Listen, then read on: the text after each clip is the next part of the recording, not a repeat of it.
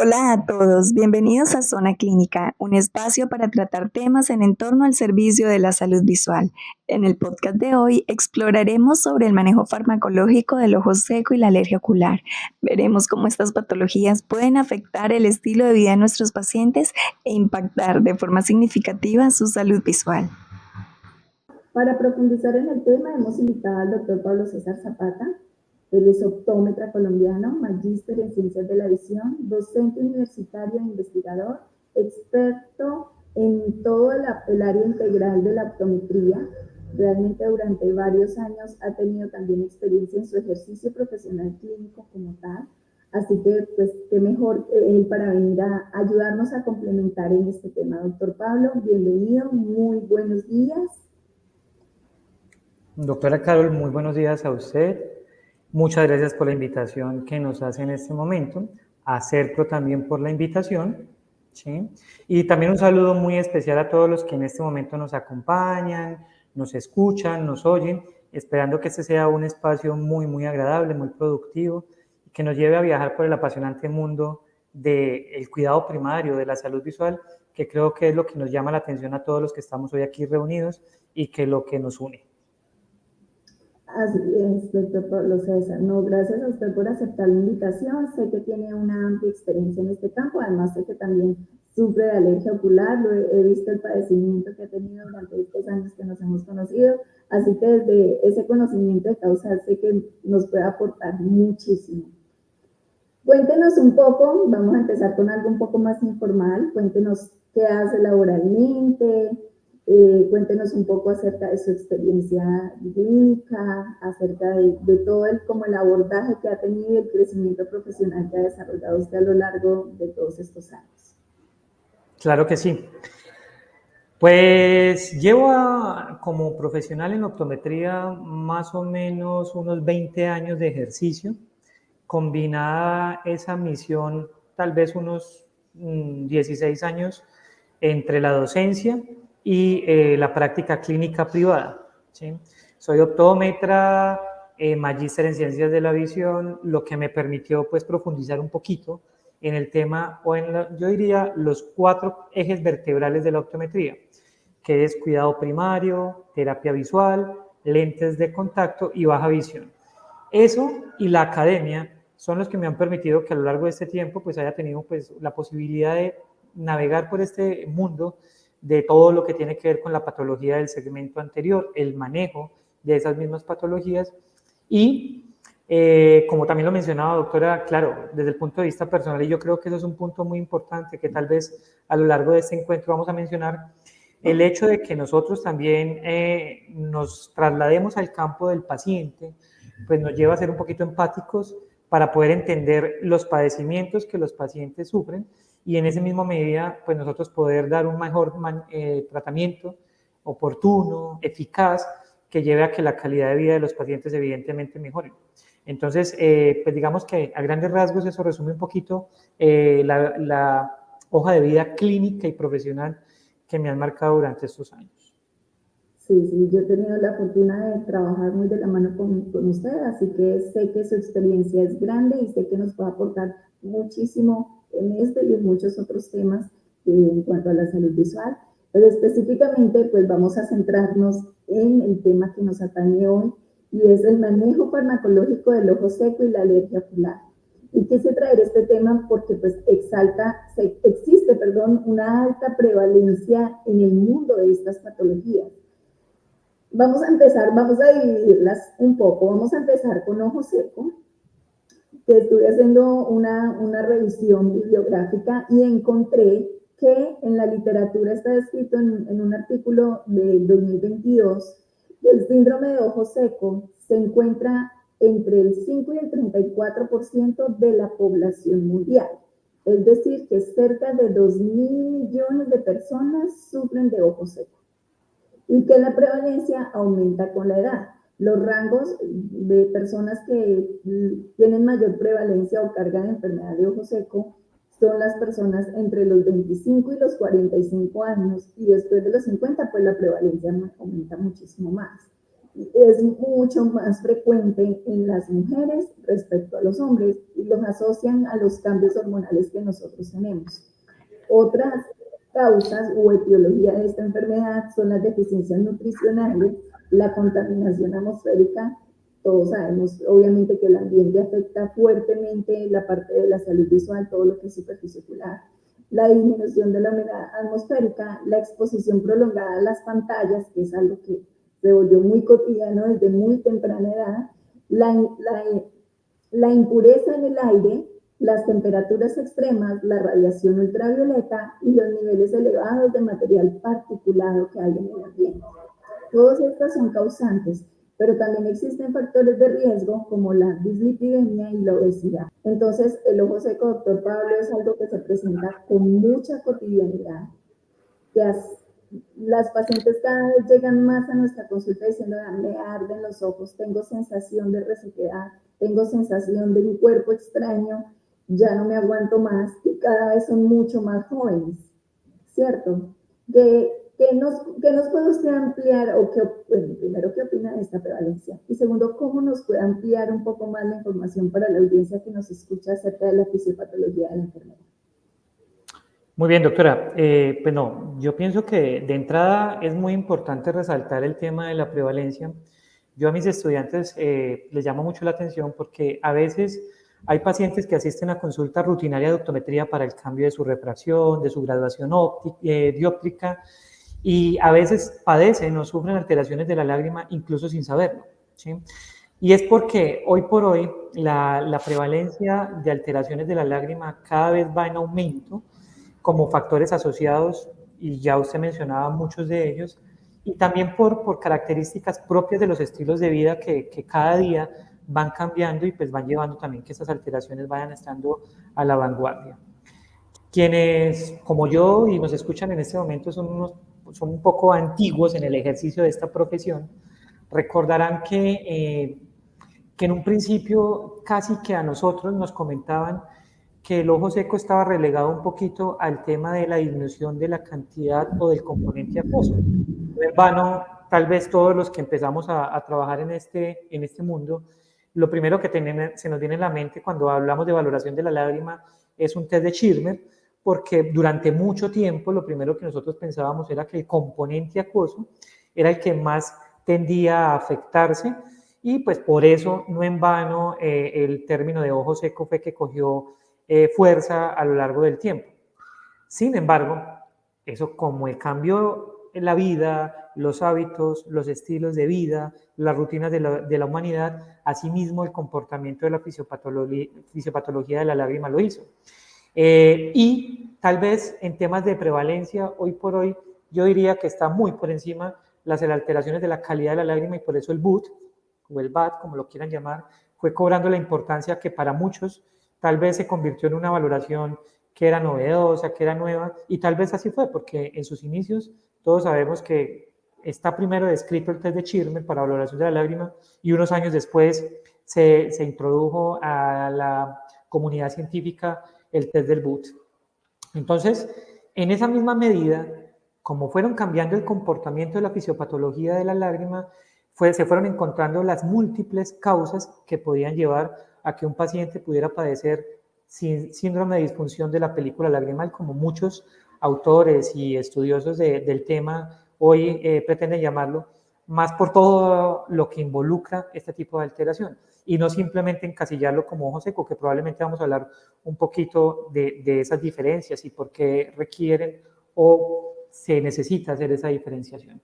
Entonces, es cierto que desde el punto de vista de prevalencia, es muy probable que hoy por hoy casi entre el 50 y el 60% de los pacientes, sabiéndolo o no, puedan llegar a presentar alteraciones de la lágrima, y creo yo que ahí es donde está el principal reto que nosotros como profesionales tenemos, porque es muy, muy importante identificar de manera oportuna y principalmente identificar la causa que está llevando a que este tipo de alteración se esté presentando, para que evidentemente el manejo sea también digamos el adecuado, y de pronto no ir a caer en lo que muy probablemente ha sucedido a lo largo de todos estos años, que muchos pacientes hoy por hoy llevan en sus bolsillos, en sus carteras, en sus bolsos, un colirio, un lubricante ocular, pero no necesariamente es el que el paciente necesita, ¿sí?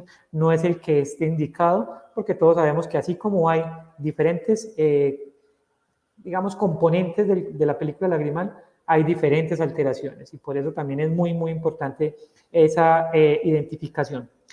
Y pues evidentemente desde el punto de vista causal, los estilos de vida hoy por hoy van al orden del día porque, pues como yo les había dicho, esa proporción de componente acuoso como falla, que fue quedándose atrás y que hoy por hoy sea más el componente de la calidad lagrimal, la que afecta a nuestros pacientes, pues va de la mano de muchas condiciones. Condiciones desde el punto de vista patológicos sistémicos, ¿sí?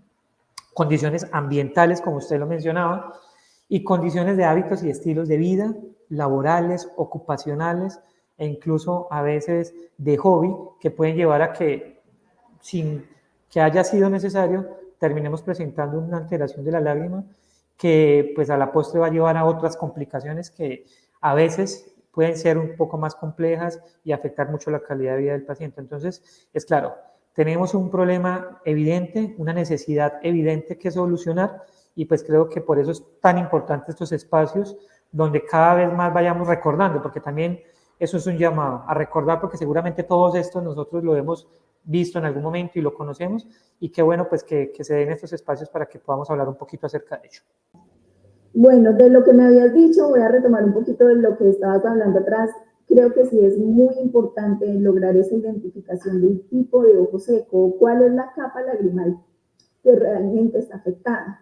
Porque pasa que nos podemos encontrar en el consultorio que a un paciente le mandamos o viene con un tratamiento de ojo seco y el paciente dice, yo no siento ningún cambio, siento lo mismo, yo me aplico las gotas y no noto que me estén sirviendo, me sigue ardiendo, me sigue molestando, sigo mal, y finalmente pues desisten del tratamiento, algunas veces porque no son juiciosos, pero otras veces es justamente que nos faltó ese pedacito, determina exactamente qué tipo de ojo seco es, qué capa de la lágrima es la que está afectando.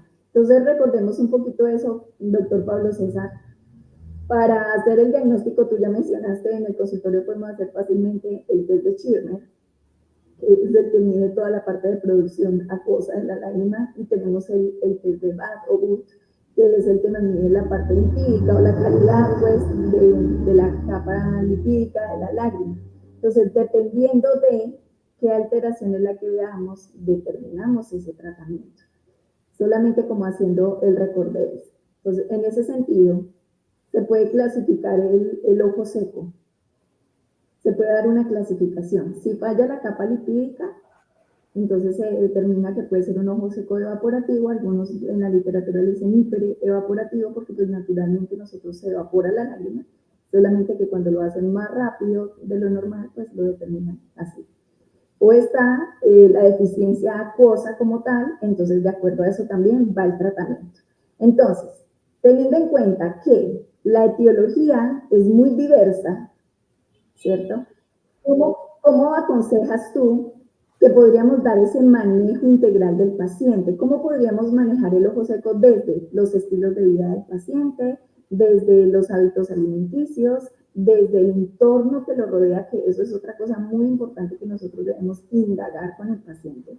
¿Cuál es su entorno? Si está muy expuesto a factores ambientales o no, si está muy expuesto a aire acondicionado, a altas temperaturas. Esa parte de la anamnesis es fundamental para llegar también al diagnóstico. Perdón, pensé que te había perdido por unos segundos. Es fundamental para llegar al buen diagnóstico. En ese sentido, cuéntanos cuál sería como esa recomendación para poder dar el manejo completo al paciente.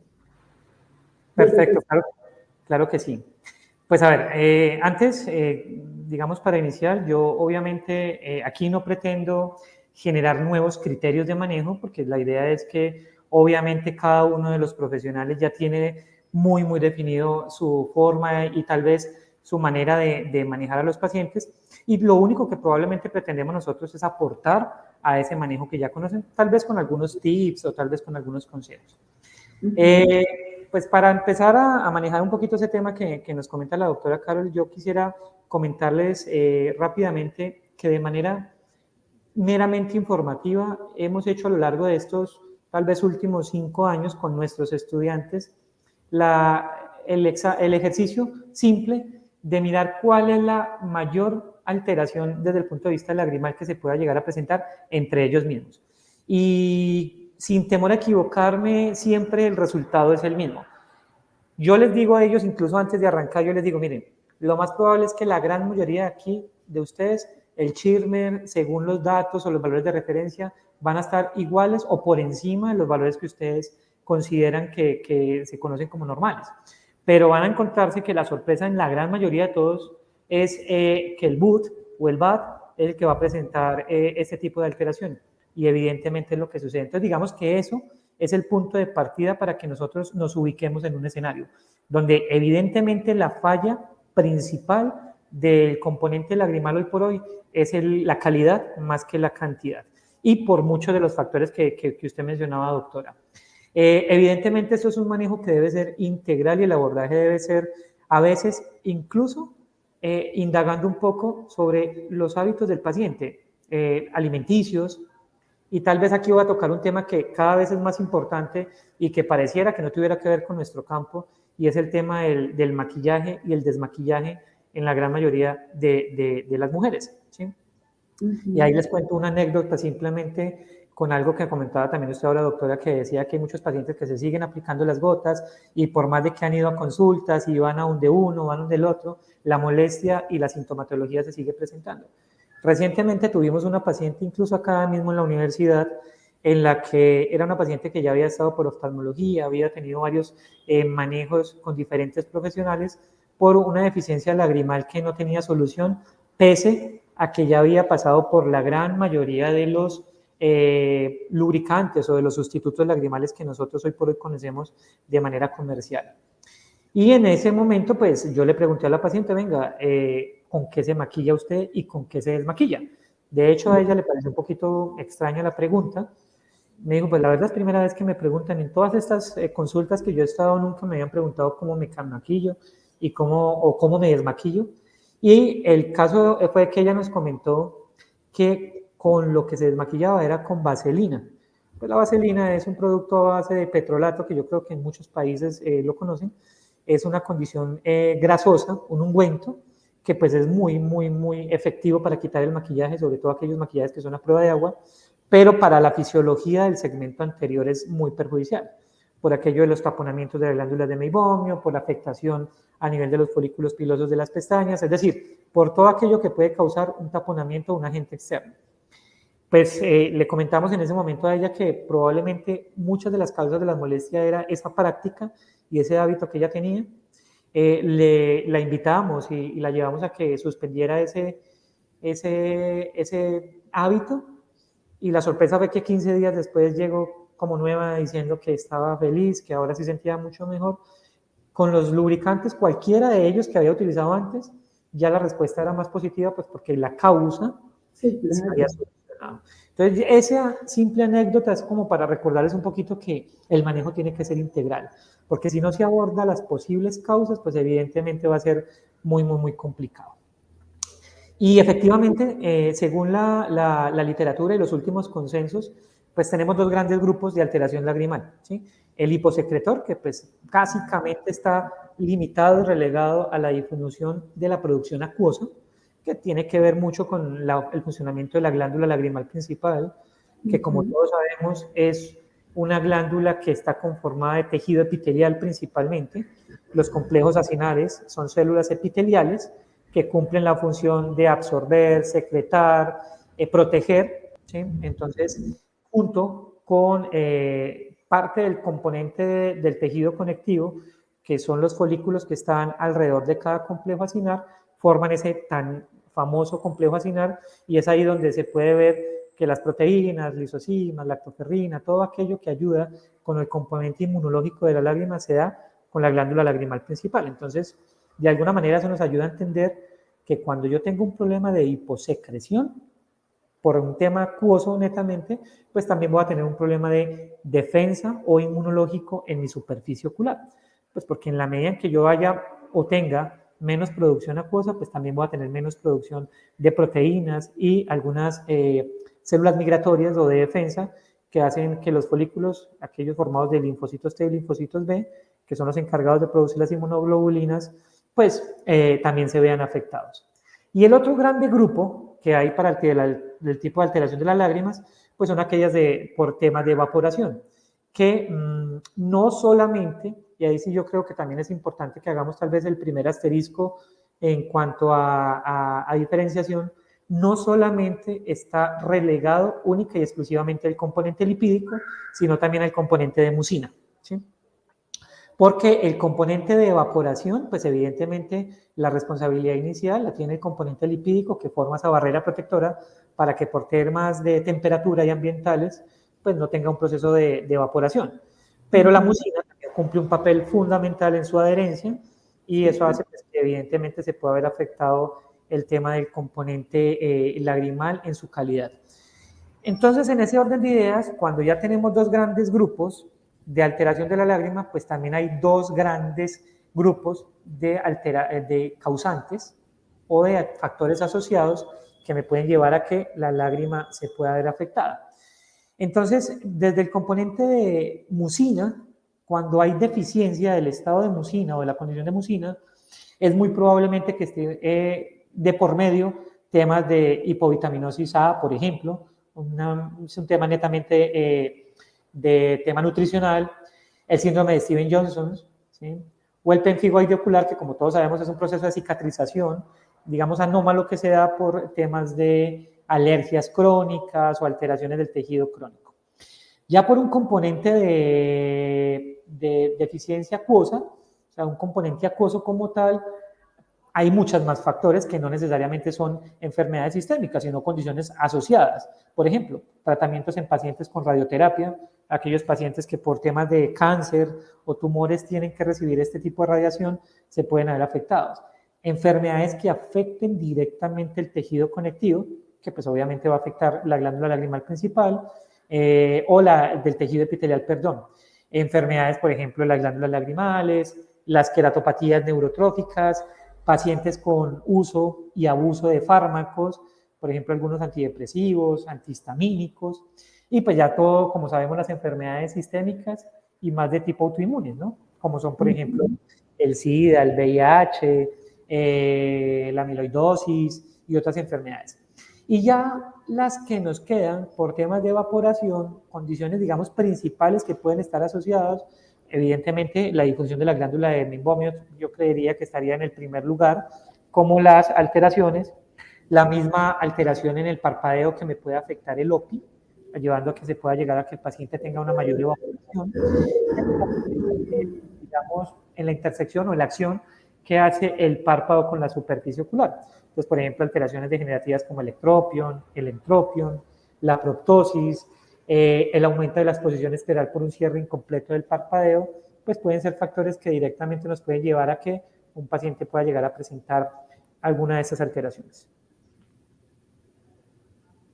Bueno, nos diste una descripción bastante amplia de toda la etiología. Eso está muy bien porque así entonces podemos nosotros y las personas, los profesionales que nos están escuchando, empezar como a valorar, ok, todo esto es lo que debo indagar, todo esto es lo que debo buscar en el paciente para desde allí poder darle el mejor tratamiento. Bueno, yo creo que este ha sido un panorama bastante grande acerca del ojo seco. Vamos a ir ahora hacia la otra patología que nos atañe el día de hoy y es la alergia ocular. La alergia ocular, que pues científicamente también la correlaciona con problemas alérgicos como la rinitis, como la sinusitis, o pues alergias atópicas que definitivamente los pacientes pues no tienen determinado exactamente qué es lo que les causa alergia, pero son alérgicos y esto también de alguna manera empieza a generar alergias oculares y terminar en una conjuntivitis que puede ser muy sintomatológica, como también puede ser una alergia que se va llevando suavemente, ¿cierto? Y que simplemente, eso sí, el signo característico, el síntoma característico es el prurito. Le pican los ojos constantemente, se me ponen un poco rojos, a veces más en unas como de temporadas o en unas horas del día prolifera mucho más, en otros no tanto. También la prevalencia, hablemos ya con ojo seco lo hicimos esta vez, también lo vamos a hacer con conjuntivitis alérgica. La alergia ocular tiene una prevalencia del 40% en el total de la población del mundo. 40%, o sea, el doble, casi el doble de lo que es el ojo seco. O sea, la alergia es algo que es mucho más constante, que se presenta con mayor frecuencia, que así como llegan muchos pacientes a consulta con ojo seco, llegan muchos pacientes con alergia ocular. Y es muy importante que nosotros empecemos a diferenciar, ¿cierto? Cuándo es una alergia, cuándo es un ojo seco, cuándo es que tengamos ese diagnóstico diferencial. Porque hay cositas que pueden llegar a ser similares, como el enrojecimiento y la sensación de cuerpo extraño. Ya de ahí en adelante, pues sí hay algunas disparidades, por supuesto, en uno arde, en el otro pica. Y adicional, un signo característico que nosotros podemos evaluar con la lámpara hendidura, que aprovecho también aquí, Pablo, para ampliar un poco sobre la importancia de la lámpara hendidura. Eso es la biomicroscopía, es un test que no nos puede faltar, que debemos manejar muy bien todas las técnicas de iluminación para hacer una valoración completa de los anillos oculares y de toda la superficie ocular, incluso el fondo de ojo. Lo podemos hacer con lámpara hendidura, es algo que no podemos saltar. Cierro nuevamente el paréntesis y retomo. Pues ahí podemos ver claramente todos los signos de la alergia, el enrojecimiento, la inflamación a veces de los párpados, de la conjuntiva, las papilas. Entonces, realmente es una patología casi que multisintomática, ¿cierto? Hagamos el mismo ejercicio que con ojo seco. ¿Cómo podría ser el tratamiento? No sé si quieras complementar algo más acerca de la definición, de los signos, de los síntomas, de la fisiopatología pues, propia de la enfermedad. No, doctora Carol, creo que digamos que el contexto en general pues sí debe ser muy similar entre las dos entidades, pues no en vano son primero muy parecidas y yo diría son coexistentes, porque en la gran mayoría de los pacientes pues a veces conviven tanto con la alergia como con problema de lágrima, que uno puede ser consecuencia del otro, incluso en órdenes diferentes. Entonces, sí, evidentemente, y cada vez más, y eso también va a depender mucho del área o de la zona de donde provenga el paciente, porque es que también todos sabemos que eso va a influir mucho. Y al igual que de pronto sucede con el tema de la lágrima, y tal vez esta parte lo hago como para cerrar un poquito el tema del ojo seco que estábamos tocando ahorita, pues así como yo identifique cuáles son las posibles causas que pueden estar asociadas a la deficiencia que mi paciente puede tener en lágrima, pues el manejo también tiene que ser acorde. Entonces, evidentemente, si mi paciente tiene, por ejemplo, un tema de radiación, un tema asociado a radiación y eso le está generando una disminución de la cantidad de su lágrima, pues el aporte que yo le puedo hacer como profesional es un sustituto lagrimal que aporte, valga la redundancia, a ese componente acuoso y no un sustituto lagrimal que tenga funciones de recubrimiento, de superficie o de mantenimiento en la superficie ocular, porque seguramente no le va a cumplir con el papel que el paciente necesita. Entonces, con la alergia es exactamente igual. En la alergia, pues, todos sabemos como base que los factores alérgicos, sean sistémicos o localizados como la alergia ocular, son entidades que no tienen cura, solo tienen un control y ahí es la clave también, la clave de poder tener ese control en el paciente, donde al paciente realmente lo que más le importa es que la sintomatología inmediata se le solucione, ¿sí? A él pues poco le va a interesar si esa alergia es causada por A, por B o por C, sino que ese prurito, ese escozor, esa sensación de cuerpo extraño se le desaparezca para él poder continuar con su vida. Entonces yo creo que ahí también es muy importante hacerle entender al paciente que eso es un trabajo de corresponsabilidades. Porque, por ejemplo, si mi paciente está en una zona donde hay mucha contaminación, trabaja donde hay zonas de mucha partícula pequeña, polvo o contaminación, polución a nivel ambiental, pues va a ser muy difícil que con un tratamiento que nosotros le hagamos el problema se pueda controlar, porque el tratamiento pues va a funcionar mientras se le esté aplicando, pero una vez él termine su esquema va a seguir otra vez con la sintomatología. Entonces ahí pues fácilmente el paciente puede desistir de la idea de ese manejo. Con respecto a la prevalencia, sí, es una prevalencia que cada vez va más en aumento, puede estar afectado también o asociado también por el tema de la lágrima. Ahora que yo mencionaba un poco y muy rápidamente el tema del OPI, todos sabemos que desde muy temprana edad ya hoy por los estilos de vida, nuestros niños utilizan instrumentos como pantallas, dispositivos que les demandan mayor concentración. Y qué bueno que en algún momento tengamos un espacio para hablar también acerca de eso y el tema de acomodación, que es otro factor que es muy, muy importante y relevante. Y de pronto desmitificar un poquito algunos conceptos y algunas teorías o hipótesis que nos han creado a lo largo de los dispositivos electrónicos. Pero lo que sí es cierto es que el usar un dispositivo electrónico, y principalmente en los niños, demanda una concentración o una alta concentración en esa actividad, lo que evidentemente disminuye la frecuencia de parpadeo.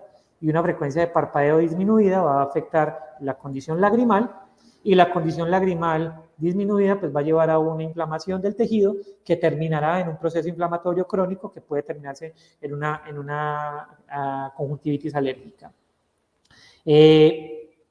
Por ejercicio, y qué bueno que de pronto unamos las dos cosas, con los mismos estudiantes hemos hecho la misma actividad y hemos evaluado, encontrado que en la gran mayoría de los estudiantes podemos ver o signos o síntomas o los dos, ¿sí? Porque hay pacientes que tienen signos, entendiendo como el más relevante las papilas, que todos sabemos que es el acúmulo de histamina en la conjuntiva tarsal, esa liberada al final de la cascada del ácido araquidónico, responsable de esa sensación del prurito y la piquiña, o síntomas, piquiña, ardor, sensación de cuerpo extraño, fotofobia en algunos casos, que hacen ya argumentar el diagnóstico del paciente. Entonces, en ellos hemos encontrado, y en la gran mayoría de los pacientes, yo los invito a todos que con el uso de la lámpara de hendidura, como decía ahorita la doctora Carol, que es fundamental, o sea, si yo quiero impactar en la salud visual y ocular de mi paciente, pues yo por lo menos tengo que hacer una buena biomicroscopía para poder detallar y encontrar esas alteraciones que a veces son tan pequeñas que pueden pasar por alto y que el paciente pueda sufrir entidades por mucho tiempo, incluso sin saberlo. Entonces ahí poderle solucionar también al paciente de manera temprana y oportuna esa alteración. Y factores asociados hay muchos. Desde las alergias sistémicas, o sea, un paciente con rinitis, tengámoslo presente que lo más probable es que en algún momento de su vida vaya a desarrollar conjuntivitis alérgica. Otro tema importante que ya lo mencionábamos en la lágrima, los estilos de maquillaje, desmaquillaje también pueden favorecer. La práctica de hoy por hoy de las pestañas postizas o las extensiones de pestañas que se colocan.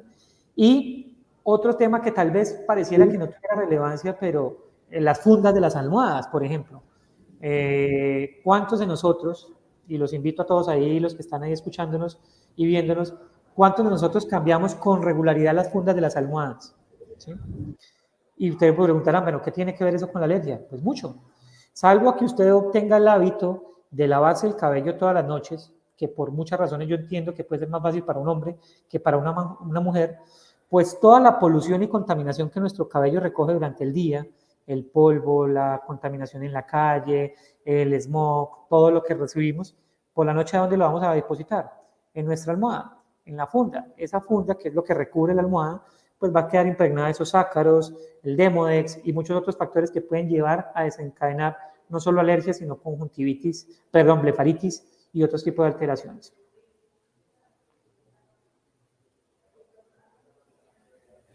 Bueno, sí, todo lo que tú dices hay que tenerlo muy en cuenta. Por eso es, y reitero, que la anamnesis también es un proceso importante dentro del manejo de la alergia. Y tener tener un manejo interdisciplinar también es muy importante, porque como bien lo mencionabas, la rinitis, la sinusitis, como lo hemos dicho pues en el podcast, tiene una gran influencia sobre la alergia ocular. Por lo tanto, si no manejamos esa enfermedad de base, difícilmente vamos a darle un manejo más completo a la alergia ocular. O sea, debe ir de la mano las dos cosas. Los factores ambientales, el manejar su alergia y ya el complemento final, diría yo, la cereza del pastel, el manejo ocular para completar todo lo que requiere el paciente para realmente tener resultados óptimos. Y pasa como la paciente que mencionabas del ojo seco, por manejar lo que estaba a su alrededor, mejoró su condición ocular. Exactamente lo mismo con la alergia. Si manejamos todos los factores que influyen, muy seguramente vamos a tener un manejo, unos resultados, muchísimo mejor para ese paciente. Bueno, doctor Pablo César, entonces podemos concluir algunas cosas. Voy a decirte, y si quieres adicionar unas más, darle con toda confianza. Lo primero, la anamnesis fundamental. Todos debemos hacer una muy buena indagación en el paciente, antecedentes personales, antecedentes oculares, antecedentes familiares, el entorno laboral, cuál es la ocupación, cuáles son sus hobbies, en qué ambiente mantiene todo el tiempo, cuándo se presenta, la hora, todo es importante para poder ya enfocarnos hacia realmente qué es lo que tiene el paciente y determinar cuál es su patología. Segundo, hacer un muy buen diagnóstico. Por lo tanto, los test que utilizamos son fundamentales para poder determinar el tipo y las características de la afección ocular que tiene el paciente, para desde allí poder dar el mejor tratamiento que se requiera. Puede ser incluso combinado, ¿cierto? Hay alergias que se sobreinfectan también, entonces hay que hacer una muy buena valoración para determinar si ya hay infección o si no, si solamente está la alergia o si solamente está el ojo seco o, como le decía su doctor Pablo, esté combinado y haya que hacer un manejo combinado. Entonces, de acuerdo a eso, se determina el tratamiento. Y finalizar con un excelente control y seguimiento, porque hay pacientes que a la primera, si se sienten mejor, no tienen la adherencia al tratamiento y lo abandonan. Dicen, no, yo ya estoy bien, entonces ya se aplican 2, 3 veces las gotas, vieron la mejoría y abandonaron el tratamiento. Sabiendo que la alergia es algo recurrente, permanente, que se hace un control y un manejo, pero no se quita. En ese sentido, es muy importante que el paciente sea muy juicioso para poder garantizar que mantenga estable, ¿cierto? Mantenga estable su proceso. Entonces, en ese sentido, el control y seguimiento por parte de nosotros para el paciente debe ser fundamental para complementar todo el tratamiento. ¿Agregarías algo más? Pues no, yo pienso que, digamos, si se quiere protocolo para poder manejar tanto la alteración lagrimal como la alergia, pues es el clave y es claro, arrancando con la anamnesis, como lo decía la doctora, la exploración, el manejo, pues evidentemente yo una vez tenga clara todo el interrogatorio que le hice al paciente, pues eso me va a permitir identificar qué test o qué exámenes clínicos me van a servir a mí dentro de mi evaluación para poder llevar a un diagnóstico y ese diagnóstico dar el manejo. Con respecto a los dos casos, pues sí, a mí sí me gustaría, y como lo hago generalmente con los estudiantes, llevarlo a esto a condiciones cotidianas para que probablemente así tenga mayor recordación en los profesionales y eso favorezca un poquito, digamos, el éxito del tratamiento. Yo a los estudiantes les digo, miren, si ustedes tienen un problema de una mesa que está muy grasosa, ¿cuál es la mejor condición para limpiar esa mesa? ¿El agua? No, profe, porque es que si yo utilizo agua se va a poner más grasosa la condición porque se va a volver más el pegote, entre comillas, que muchas personas en muchos países conocen el término. Entonces, ¿qué es lo mejor, profe? El alcohol, claro. Entonces, si yo sé que hay una hiperproducción de grasa o lipídica, porque mi paciente evidentemente está mostrando un exceso de producción de las glándulas de meibomio, pues un lubricante o un sustituto lagrimal con un componente acuoso, pues no le va a hacer esa efectividad que el paciente necesita. En cambio, si utilizo uno con bases de alcohol, pues le va a ayudar mucho más a solucionar el problema. Lo mismo, si tengo un paciente que tiene mucha dificultad porque su componente acuoso no le está ayudando, pues claro, entonces voy a ayudar un sustituto lagrimal a base de una carboxi, a base de una hidroxi que le va a ayudar y que además tiene un comportamiento similar en pH y en distribución al que tiene la lágrima natural. Y si lo que tengo es un problema de adherencia, porque mi componente acuoso está bien, mi componente lipídico está bien, pero no se está adhiriendo, pues tengo que buscar sustitutos lagrimales que ayudan a ese tipo de adherencia para que la lágrima permanezca no solamente la que se está aplicando en su sustituto, sino la natural que el paciente produzca, mantenga mucho más tiempo sobre la superficie ocular. Con el tema de la alergia es exactamente igual. Todos recordamos que desde el punto de vista fisiopatológico, cuando hay un factor alérgico, donde quiera sea, pero en este caso específicamente del ojo, pues estamos hablando de que la cascada del ácido araquidónico está liberando y activándome dos vías, la vía de la ciclooxigenasa y la vía de las prostaglandinas. Las ciclooxigenasas, que son mediadoras de todo ese proceso de inflamación, calor, rubor, etcétera, etcétera, y las prostaglandinas que nos van a ayudar a que los mastocitos que están en las membranas de las células tengan un tema de inestabilidad, lo que va a hacer que se abran los canales y termine liberando histamina, H1, H2, que son las responsables del prurito de la piquiña. Entonces, conociendo eso, yo sé que para el factor alérgico, pues yo tendría dos vías. O utilizar un antialérgico que sea estabilizador de membrana de mastocito, ¿sí? O utilizar un fármaco que sea específicamente antihistamínico. Y hay una tercera alternativa que sería un combinado, que sea tanto estabilizador de membrana como antihistamínico, que tal vez es la invitación que uno hace con los pacientes que ya son probablemente recurrentes, que ya tienen recidivas en la alergia, que no son nuevas o no son agudas, utilizar un mixto, estabilizador de membranas de mastocito y antihistamínico, que le favorezcan una mayor efectividad en los dos campos, en la sintomatología y en los signos, ¿sí? Porque si yo utilizo, por ejemplo, un antihistamínico solito, pues probablemente le estoy enmascarando el proceso de ahí para arriba. Si yo utilizo uno que me haga efectividad en los dos, pues probablemente le va a dar a largo plazo mayor sensación de mejoría, ¿sí? Otra cosa importante que recordemos, y yo creo que eso todos lo sabemos, pero no sobra recordarlo, ningún esquema de tratamiento antihistamínico puede ser menor, perdón, antialérgico, puede ser menor a un periodo de 2 meses para que haya una efectividad, ¿sí? Hoy por hoy todavía me sorprende que hay muchos profesionales en diferentes países, porque he tenido la posibilidad de conocerlos, que manejan antihistamínicos por periodos de tiempo muy cortos, 8, 15 días, entonces ahí realmente no se va a ver la efectividad. Entonces los tratamientos para estas alergias deben ser mínimo 2, idealmente 3 meses, antihistamínicos y estabilizadores de membrana combinados de acción prolongada, como el clorhidrato de olopatadina, es excelente en todos los casos, tanto en niños, ¿sí? Entonces, junto con parte del componente del tejido conectivo, que son los folículos que están alrededor de cada complejo acinar, forman ese tan famoso complejo acinar, y es ahí donde se puede ver que las proteínas, lisocimas, lactoferrina, todo aquello que ayuda con el componente inmunológico de la lágrima se da con la glándula lagrimal principal. Entonces, de alguna manera eso nos ayuda a entender que cuando yo tengo un problema de hiposecreción, por un tema acuoso netamente, pues también voy a tener un problema de defensa o inmunológico en mi superficie ocular. Pues porque en la medida en que yo vaya o tenga menos producción acuosa, pues también voy a tener menos producción de proteínas y algunas células migratorias o de defensa que hacen que los folículos, aquellos formados de linfocitos T y linfocitos B, que son los encargados de producir las inmunoglobulinas, pues también se vean afectados.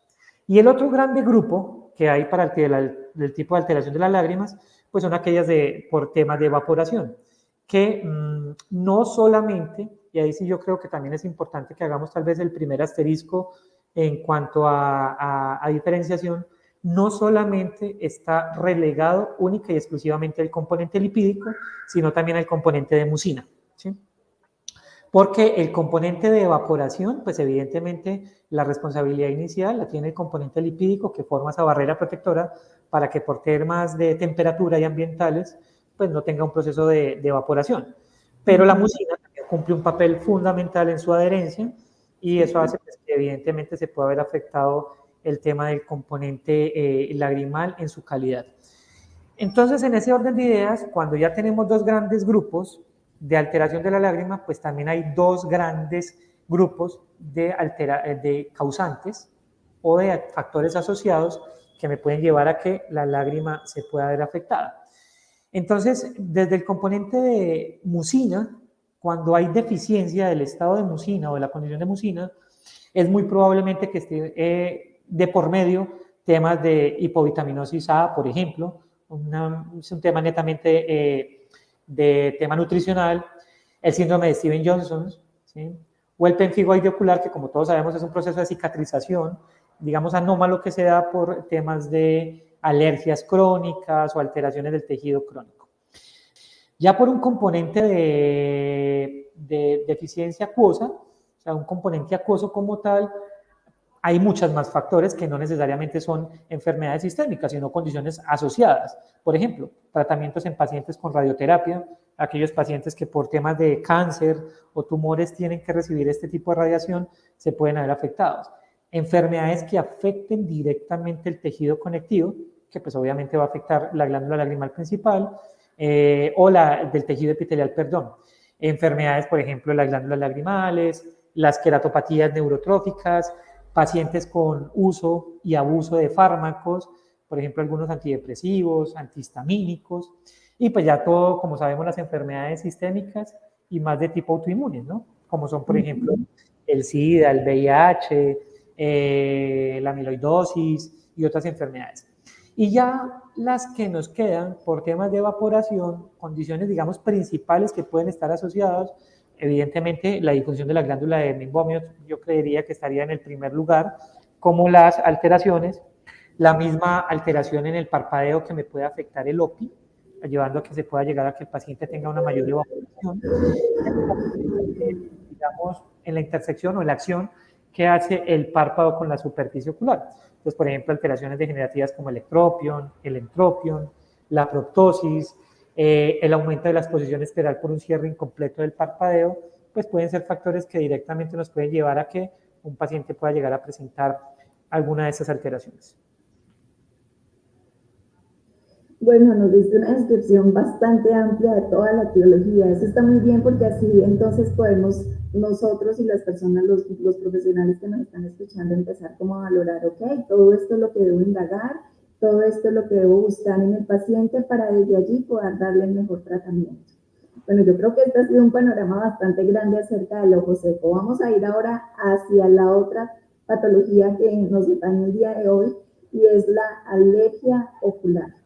La alergia ocular, que pues científicamente también la correlacionan con problemas alérgicos como la rinitis, como la sinusitis, o pues alergias atópicas que definitivamente los pacientes pues no tienen determinado exactamente qué es lo que les causa alergia, pero son alérgicos y esto también de alguna manera empieza a generar alergias oculares y terminar en una conjuntivitis que puede ser muy sintomatológica, como también puede ser una alergia que se va llevando suavemente, ¿cierto? Y que simplemente, eso sí, el signo característico, el síntoma característico es el prurito.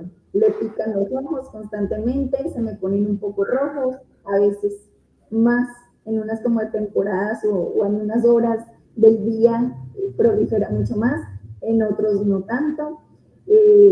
También la prevalencia, hablemos ya que con ojo seco lo hicimos esta vez, también lo vamos a hacer con conjuntivitis alérgica. La alergia ocular tiene una prevalencia del 40% en el total de la población del mundo. 40%, o sea, el doble, casi el doble de lo que es el ojo seco. O sea, la alergia es algo que es mucho más constante, que se presenta con mayor frecuencia, que así como llegan muchos pacientes a consulta con ojo seco, llegan muchos pacientes con alergia ocular. Y es muy importante que nosotros empecemos a diferenciar, ¿cierto? Cuándo es una alergia, cuándo es un ojo seco, cuándo es que tengamos ese diagnóstico diferencial. Porque hay cositas que pueden llegar a ser similares, como el enrojecimiento y la sensación de cuerpo extraño. Ya de ahí en adelante, pues sí hay algunas disparidades, por supuesto, en uno arde, en el otro pica. Y adicional, un signo característico que nosotros podemos evaluar con la lámpara de hendidura, que aprovecho también aquí, Pablo, para ampliar un poco sobre la importancia de la lámpara de hendidura. Eso es la biomicroscopía, es un test que no nos puede faltar, que debemos manejar muy bien todas las técnicas de iluminación para hacer una valoración completa de los anillos oculares y de toda la superficie ocular, incluso el fondo de ojo. Lo podemos hacer con lámpara de hendidura, es algo que no podemos saltar. Cierro nuevamente el paréntesis y retomo. Pues ahí podemos ver claramente todos los signos de la alergia, el enrojecimiento, la inflamación a veces de los párpados, de la conjuntiva, las papilas. Entonces, realmente es una patología casi que multisintomática, ¿cierto? Hagamos el mismo ejercicio que con ojo seco. ¿Cómo podría ser el tratamiento? No sé si quieras complementar algo más acerca de la definición, de los signos, de los síntomas, de la fisiopatología pues, propia de la enfermedad.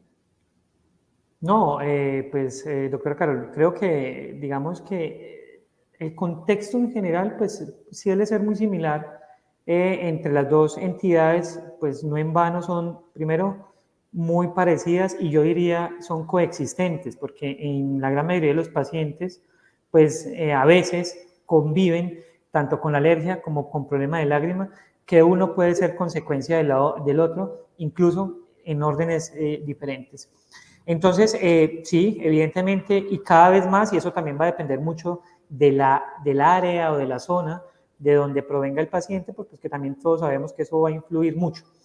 Y al igual que de pronto sucede con el tema de la lágrima, y tal vez esta parte lo hago como para cerrar un poquito el tema del ojo seco que estábamos tocando ahorita, pues así como yo identifique cuáles son las posibles causas que pueden estar asociadas a la deficiencia que mi paciente puede tener en lágrima, pues el manejo también tiene que ser acorde. Entonces, evidentemente, si mi paciente tiene, por ejemplo, un tema de radiación, un tema asociado a radiación y eso le está generando una disminución de la cantidad de su lágrima, pues el aporte que yo le puedo hacer como profesional es un sustituto lagrimal que aporte, valga la redundancia, a ese componente acuoso y no un sustituto lagrimal que tenga funciones de recubrimiento, de superficie o de mantenimiento en la superficie ocular, porque seguramente no le va a cumplir con el papel que el paciente necesita.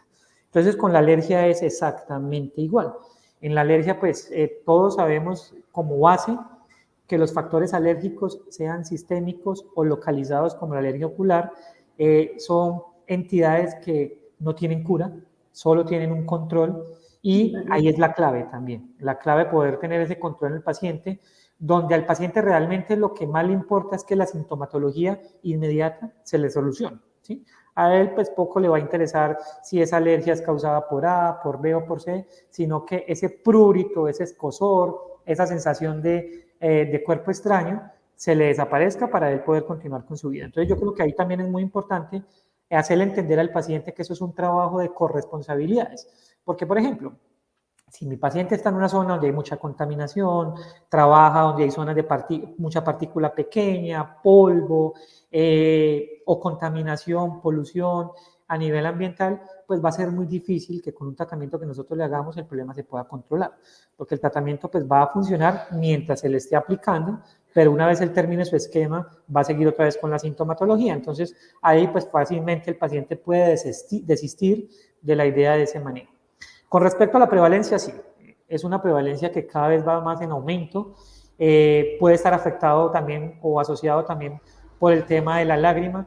Ahora que yo mencionaba un poco y muy rápidamente el tema del OPI, todos sabemos que desde muy temprana edad ya hoy, por los estilos de vida, nuestros niños utilizan instrumentos como pantallas, dispositivos que les demandan mayor concentración.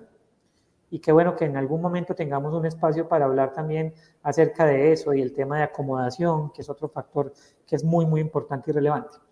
Y de pronto desmitificar un poquito algunos conceptos y algunas teorías o hipótesis que nos han creado a lo largo de los dispositivos electrónicos. Pero lo que sí es cierto es que el usar un dispositivo electrónico, y principalmente en los niños, demanda una concentración o una alta concentración en esa actividad, lo que evidentemente disminuye la frecuencia de parpadeo. Y una frecuencia de parpadeo disminuida va a afectar la condición lagrimal, y la condición lagrimal disminuida pues va a llevar a una inflamación del tejido que terminará en un proceso inflamatorio crónico que puede terminarse en una conjuntivitis alérgica. Por ejercicio, y qué bueno que de pronto unamos las dos cosas, con los mismos estudiantes hemos hecho la misma actividad y hemos encontrado que en la gran mayoría de los estudiantes podemos ver o signos o síntomas o los dos, ¿sí? Porque hay pacientes que tienen signos, entendiendo como el más relevante las papilas, que todos sabemos que es el acúmulo de histamina en la conjuntiva tarsal, esa liberada al final de la cascada del ácido araquidónico, responsable de esa sensación del prurito y la piquiña, o síntomas, piquiña, ardor, sensación de cuerpo extraño, fotofobia en algunos casos, que hacen ya argumentar el diagnóstico del paciente. Entonces, en ellos hemos encontrado, y en la gran mayoría de los pacientes, yo los invito a todos que con el uso de la lámpara de hendidura, como decía ahorita la doctora Carol, que es fundamental, o sea, si yo quiero impactar en la salud visual y ocular de mi paciente, pues yo por lo menos tengo que hacer una buena biomicroscopía para poder detallar y encontrar esas alteraciones que a veces son tan pequeñas que pueden pasar por alto y que el paciente pueda sufrir entidades por mucho tiempo, incluso sin saberlo. Entonces ahí poderle solucionar también al paciente de manera temprana y oportuna esa alteración. Y factores asociados hay muchos. Desde las alergias sistémicas, o sea, un paciente con rinitis, tengámoslo presente que lo más probable es que en algún momento de su vida vaya a desarrollar conjuntivitis alérgica. Otro tema importante que ya lo mencionábamos en la lágrima, los estilos de maquillaje, desmaquillaje también pueden favorecer. La práctica de hoy por hoy de las pestañas postizas o las extensiones de pestañas que se colocan. Y otro tema que tal vez pareciera que no tuviera relevancia, pero las fundas de las almohadas, por ejemplo. ¿Cuántos de nosotros, y los invito a todos ahí, los que están ahí escuchándonos y viéndonos, cuántos de nosotros cambiamos con regularidad las fundas de las almohadas? ¿Sí? Y ustedes preguntarán, bueno, ¿qué tiene que ver eso con la alergia? Pues mucho. Salvo que usted obtenga el hábito de lavarse el cabello todas las noches, que por muchas razones yo entiendo que puede ser más fácil para un hombre que para una mujer, pues toda la polución y contaminación que nuestro cabello recoge durante el día, el polvo, la contaminación en la calle, el smog, todo lo que recibimos, por la noche ¿a dónde lo vamos a depositar? En nuestra almohada, en la funda. Esa funda, que es lo que recubre la almohada, pues va a quedar impregnada de esos ácaros, el Demodex y muchos otros factores que pueden llevar a desencadenar no solo alergias, sino conjuntivitis, perdón, blefaritis y otros tipos de alteraciones.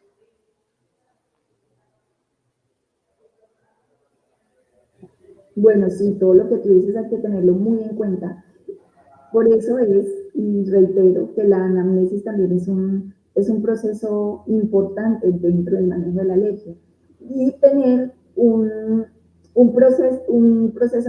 tener un manejo interdisciplinar también es muy importante, porque como bien lo mencionabas, la rinitis, la sinusitis, como lo hemos dicho pues en el podcast, tiene una gran influencia sobre la alergia ocular. Por lo tanto, si no manejamos esa enfermedad de base, difícilmente vamos a darle un manejo más completo a la alergia ocular. O sea, debe ir de la mano las dos cosas. Los factores ambientales, el manejar su alergia y ya el complemento final, diría yo, la cereza del pastel, el manejo ocular para completar todo lo que requiere el paciente para realmente tener resultados óptimos. Y pase como la paciente que mencionaba del ojo seco, por manejar lo que estaba a su alrededor, mejoró su condición ocular. Exactamente lo mismo con la alergia. Si manejamos todos los factores que influyen, muy seguramente vamos a tener un manejo, unos resultados, muchísimo mejor para ese paciente. Bueno, doctor Pablo César, entonces podemos concluir algunas cosas. Voy a decirte y si quieres adicionar unas más, dale con toda confianza. Lo primero, la anamnesis fundamental. Todos debemos hacer una muy buena indagación en el paciente, antecedentes personales, antecedentes oculares, antecedentes familiares, el entorno laboral, cuál es la ocupación, cuáles son sus hobbies, en qué ambiente mantiene todo el tiempo, cuándo se presenta, la hora, todo es importante para poder ya enfocarnos hacia realmente qué es lo que tiene el paciente y determinar cuál es su patología. Segundo, hacer un muy buen diagnóstico. Por lo tanto, los test que utilizamos son fundamentales para poder determinar el tipo y las características de la afección ocular que tiene el paciente, para desde allí poder dar el mejor tratamiento que se requiera. Puede ser incluso combinado, ¿cierto? Hay alergias que se sobreinfectan también, entonces hay que hacer una muy buena valoración para determinar si ya hay infección o si no, si solamente está la alergia o si solamente está el ojo seco o como le decías tú, doctor Pablo, esté combinado y haya que hacer un manejo combinado. Entonces, de acuerdo a eso, se determina el tratamiento. Y finalizar con un excelente control y seguimiento, porque hay pacientes que a la primera, si se sienten mejor, no tienen la adherencia al tratamiento y lo abandonan. Dicen, no, yo ya estoy bien, entonces ya se aplican 2, 3 veces las gotas, vieron la mejoría y abandonaron el tratamiento. Sabiendo que la alergia es algo recurrente, permanente, que se hace un control y un manejo, pero no se quita. En ese sentido, es muy importante que el paciente sea muy juicioso para poder garantizar que mantenga estable, ¿cierto? Mantenga estable su proceso. Entonces, en ese sentido, el control y seguimiento por parte de nosotros para el paciente debe ser fundamental para complementar todo el tratamiento. ¿Agregarías algo más? Pues no, yo pienso que, digamos, si se quiere protocolo para poder manejar tanto la alteración lagrimal como la alergia, pues es el clave y es claro, arrancando con la anamnesis, como lo decía la doctora. La exploración, el manejo, pues evidentemente, yo una vez tenga clara todo el interrogatorio que le hice al paciente, pues eso me va a permitir identificar qué test o qué exámenes clínicos me van a servir a mí dentro de mi evaluación para poder llevar a un diagnóstico y ese diagnóstico dar el manejo. Con respecto a los dos casos, pues sí, a mí sí me gustaría, como lo hago generalmente con los estudiantes, llevarlo esto a condiciones cotidianas para que probablemente así tenga mayor recordación en los profesionales y eso favorezca un poquito, digamos, el éxito del tratamiento. Yo a los estudiantes les digo, miren, si ustedes tienen un problema de una mesa que está muy grasosa, ¿cuál es la mejor condición para limpiar esa mesa? ¿El agua? No, profe, porque es que si yo utilizo agua se va a poner más grasosa la condición porque se va a volver más el pegote, entre comillas, que muchas personas en muchos países conocen el término. Entonces, ¿qué es lo mejor, profe? El alcohol, claro. Entonces, si yo sé que hay una hiperproducción de grasa o lipídica, porque mi paciente evidentemente está mostrando un exceso de producción de las glándulas de meibomio, pues un lubricante o un sustituto lagrimal con un componente acuoso, pues no le va a hacer esa efectividad que el paciente necesita. En cambio, si utilizo uno con bases de alcohol, pues le va a ayudar mucho más a solucionar el problema. Lo mismo, si tengo un paciente que tiene mucha dificultad porque su componente acuoso no le está ayudando, pues claro, entonces voy a ayudar un sustituto lagrimal a base de una carboxi, a base de una hidroxi que le va a ayudar y que además tiene un comportamiento similar en pH y en distribución al que tiene la lágrima natural. Y si lo que tengo es un problema de adherencia, porque mi componente acuoso está bien, mi componente lipídico está bien, pero no se está adhiriendo, pues tengo que buscar sustitutos lagrimales que ayudan a ese tipo de adherencia para que la lágrima permanezca no solamente la que se está aplicando en su sustituto, sino la natural que el paciente produzca, mantenga mucho más tiempo sobre la superficie ocular. Con el tema de la alergia es exactamente igual. Todos recordamos que desde el punto de vista fisiopatológico, cuando hay un factor alérgico, donde quiera sea, pero en este caso específicamente del ojo, pues estamos hablando de que la cascada del ácido araquidónico está liberando y activándome dos vías, la vía de la ciclooxigenasa y la vía de las prostaglandinas. Las ciclooxigenasas, que son mediadoras de todo ese proceso de inflamación, calor, rubor, etcétera, etcétera, y las prostaglandinas que nos van a ayudar a que los mastocitos que están en las membranas de las células tengan un tema de inestabilidad, lo que va a hacer que se abran los canales y termine liberando histamina, H1, H2, que son las responsables del prurito de la piquiña.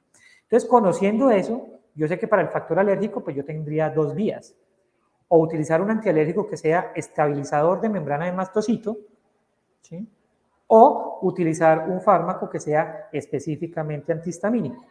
Y hay una tercera alternativa que sería un combinado, que sea tanto estabilizador de membrana como antihistamínico, que tal vez es la invitación que uno hace con los pacientes que ya son probablemente recurrentes, que ya tienen recidivas en la alergia, que no son nuevas o no son agudas, utilizar un mixto, estabilizador de membranas de mastocito y antihistamínico, que le favorezcan una mayor efectividad en los dos campos, en la sintomatología y en los signos, ¿sí? Porque si yo utilizo, por ejemplo, un antihistamínico solito, pues probablemente le estoy enmascarando el proceso de ahí para arriba. Si yo utilizo uno que me haga efectividad en los dos, pues probablemente le voy a dar a largo plazo mayor sensación de mejoría, ¿sí? Otra cosa importante que recordemos, y yo creo que eso todos lo sabemos, pero no sobra recordarlo, ningún esquema de tratamiento antihistamínico puede ser menor, perdón, antialérgico, puede ser menor a un periodo de 2 meses para que haya una efectividad, ¿sí?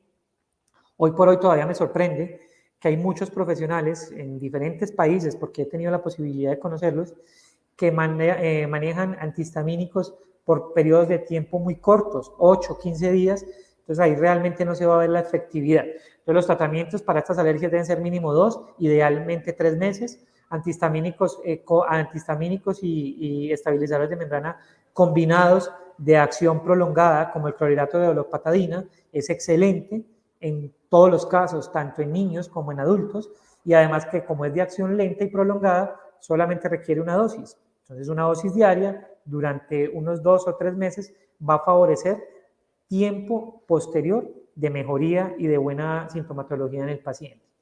Y para terminar esa parte, yo les diría que la clave también está en el diagnóstico de ojo rojo, que también tal vez eso quedaría como para continuación, porque de ojo rojo tenemos mucho que hablar entre otras porque es una condición que está presente en todo. Todo lo que hablemos nosotros, incluso hasta de un defecto refractivo mal corregido o no corregido, el ojo rojo está presente. Tengan en cuenta que tanto en procesos alérgicos como en procesos de disfunción de la película lagrimal, la hiperemia que debe estar presente solamente es aquella que es la hiperemia o la inyección conjuntival, ¿sí? Entonces eso también va a ayudar mucho para poder descartar que no haya de por medio otras alteraciones un poquito más complejas, ¿sí? Bueno, no, doctor Pablo, yo creo que hiciste un complemento perfecto para este cierre, porque algunas veces tenemos esa necesidad de recordar la posología y qué tipo de colirio, perdón, se debe utilizar de acuerdo al tipo de ojo seco y al irregular. Así que yo creo que fue el complemento perfecto. Muchísimas gracias. Bueno, ya con esto entonces concluimos otro episodio de Zona Clínica. Espero que haya sido de gran utilidad para ustedes y que esta información la encuentren muy valiosa, que la puedan aplicar completamente en su consulta.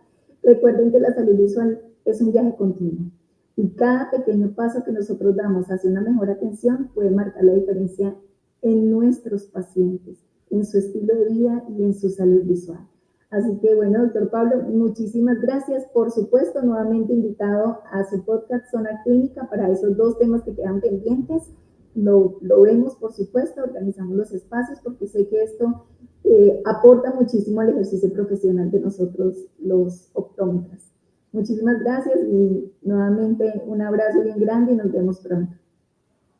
Claro que sí, doctora Carol, muchas gracias a ustedes por la invitación, a usted, a Certo y a todos los que nos escucharon. Como les decía al principio, espero que esto haya sido productivo, que simplemente sea un espacio de recorderis y que estamos atentos a profundizar y a poder seguir en este apasionante mundo de la salud visual. Muchas gracias y a toda nuestra audiencia también un saludo muy especial y hasta la próxima vez aquí en Zona Clínica. Hasta luego.